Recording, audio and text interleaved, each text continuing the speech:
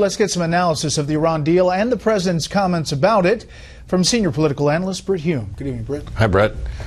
The president keeps saying that the Iran deal is not based on trust, but there is good reason to believe that a major reason he sought this deal is to establish trust. Remember, senior members of Congress have tried for the past 4 years to tighten U.S. sanctions on Iran and were opposed by the Obama administration every step of the way. Because of the size and importance of the U.S. economy and its banking system, the U.S. enjoys considerable leverage over other countries when it comes to economic sanctions. But as recently as this year, the president threatened to veto even a watered-down set of new sanctions, which would only have taken effect if Iran failed to reach agreement in the nuclear talks just concluded. Keep this in mind when you hear the president say that critics of his deal had no alternative short of war. Yes, they did. Tougher sanctions, which their bipartisan sponsors believed would strengthen the American bargaining position and lead to a better deal.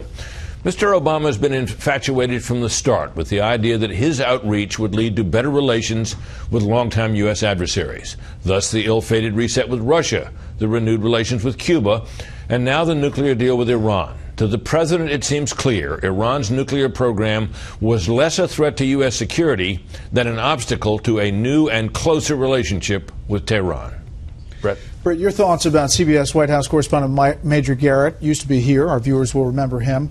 The phrasing of that question to the president and the president's reaction about the hostages. He suggested in his question that the president was content when celebrating a deal that left these 4 hostages languishing in prison.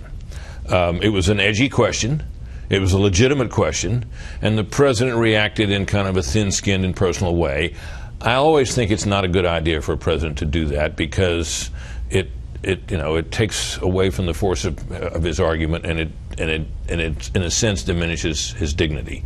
But there it is. But on the substance of the question about why the hostages are not a part of this deal.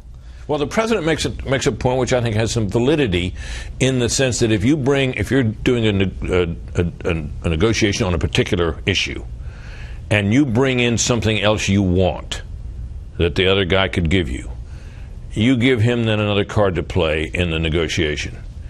And the president kind of made that argument against doing this. The problem is that the president himself and his team allowed the question of conventional weapons and the embargo on them to be brought into this negotiation at the last minute, and they gave ground on that, which makes it seems to me, hard for the president's argument to stand up vis-a-vis those hostages. Hard to believe that they wouldn't get released soon, but we'll see. Well, Iran might do it as a goodwill gesture. I wouldn't be surprised. Britt, thank you. You bet.